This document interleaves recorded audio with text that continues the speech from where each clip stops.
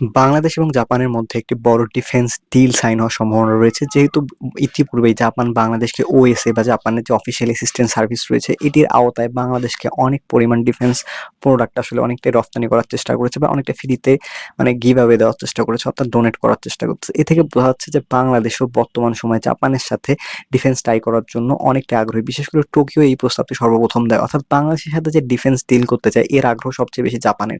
Japan বাংলাদেশে বিভিন্ন ধরনের রাডার সাপ্লাই করেছে, বিশেষ করে বাংলাদেশের ওয়েদার স্টেশনগুলো বা যেখানে আবহাওয়া অফিস রয়েছে সেই আবহাওয়া অফিসগুলোর জন্য রাডার সাপ্লাই করেছে।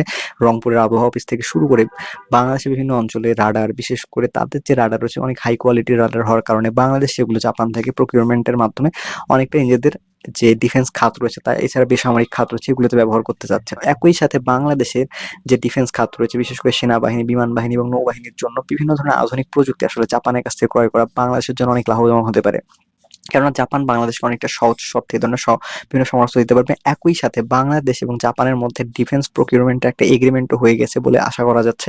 এই এগ্রিমেন্টের মাধ্যমে মূলত জাপান বাংলাদেশের কাছে সেই বিশাল ভারী ভারী যে অত্যাধুনিক state of the art technology আছে সেগুলো ট্রান্সফার করতে পারবে, অর্থাৎ বিক্রি করতে পারবে।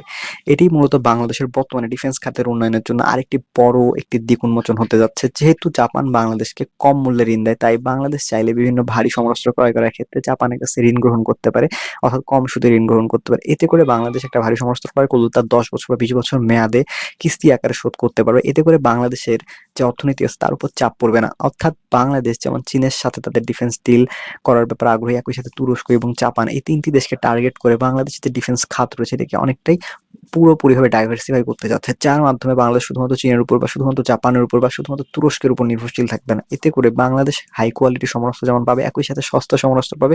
অনেকটা রিলায়েবল পার্টনার, যেমন জাপান বাংলাদেশের সাথে অনেক রিলায়েবল পার্টনারশিপ রয়েছে প্রায় 50 থেকে 55 বছরের।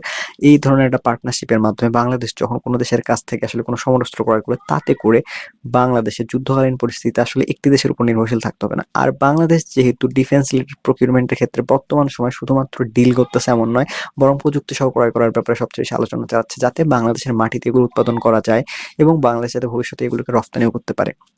তো এই বিষয়টি বর্তমান সময়ে বাংলাদেশ খুবই মনোযোগের সহিত দেখতেছে এবং জাপানের কাছ থেকে বাংলাদেশ বর্তমান সময়ে প্রায় $1 বিলিয়ন মতো বাজেট সাপোর্ট পেয়ে যাচ্ছে, যার মাধ্যমে বাংলাদেশের যে উন্নয়নের বিভিন্ন ধারা রয়েছে সেগুলো আসলে অব্যাহত রাখতে পারে। বিশেষ করে রেল খাত এবং বাজেট সাপোর্ট বলতে বিভিন্ন বড় বড় যে প্রকল্প রয়েছে মেগা প্রকল্পগুলোতে আসলে ব্যয় করতে পারবে।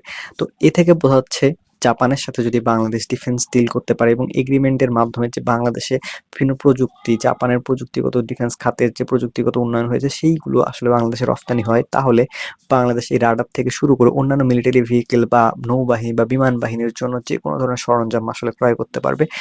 দেখা যাক বাংলাদেশ কি পরিমাণ হাইটেক কোয়ালিটির প্রযুক্তি আসলে জাপান থেকে ক্রয় করে ডিফেন্স খাতে, এই জিনিসটা খুবই গুরুত্বপূর্ণ হবে। কেননা জাপান বিভিন্ন দেশের রফতানির ক্ষেত্রে তাদের অনেকটা সিক্রেসি মেইনটেইন করে, বিশেষ করে সব দেশকে তারা সকল ধরনের প্রযুক্তি দেয় না। তাই বাংলাদেশ যদি জাপানের সাথে খুব ভালোভাবে আলোচনা চালাইতে চায় তাহলে চালাইতে পারে, তাহলে বাংলাদেশ হয়তো সাবমেরিনের মতো, জাপানের সাবমেরিন যেহেতু অনেকটাই অত্যাধুনিক, তাই এই ধরনের ভয়ানক কিছু সমরাস্ত্র যদি বাংলাদেশ ক্রয় করতে পারে তাহলে সেক্ষেত্রে এটি সাউথ ইস্টের জন্য একটি গেম চেঞ্জার পদক্ষেপ হয়ে যাবে বাংলাদেশের পক্ষ থেকে, এবং বাংলাদেশ একটি শক্তিশালী নেভি বা বিমান বাহিনী বা সেনাবাহিনী গঠনের ক্ষেত্রে সবচেয়ে বেশি এগিয়ে যেতে পারবে। জাপান, চায়না এবং তুরস্কের কম্বিনেশনের মাধ্যমে বা ইউরোপের কিছু দেশ যেমন সার্বিয়ার মতো কিছু দেশের কাছে সমরাস্ত্র ক্রয়ের মাধ্যমে, বিশেষ করে প্রযুক্তি সহ ক্রয়ের মাধ্যমে বাংলাদেশ আসলে অনেক দূরে এগিয়ে যেতে পারে। অর্থাৎ জাপান বাংলাদেশের ডিফেন্সটাই এই ক্ষেত্রে একটি বড় একটি স্টেপ হতে যাচ্ছে এবং জাপান বাংলাদেশের যে সম্পর্ক রয়েছে তা আরো বেশি অগ্রসর হবে এর মাধ্যমে আশা করা যায়। তো এই বিষয়ে আপনার গুরুত্বপূর্ণ মতামত জানতে পারেন কমেন্ট বক্সে, আর কোন বিষয়ে ভিডিও চান তাও জানাতে পারেন আমাদের কমেন্ট বক্সে। দেখা হবে অন্য কোনো আলোচনা, ইনশাআল্লাহ। বাই।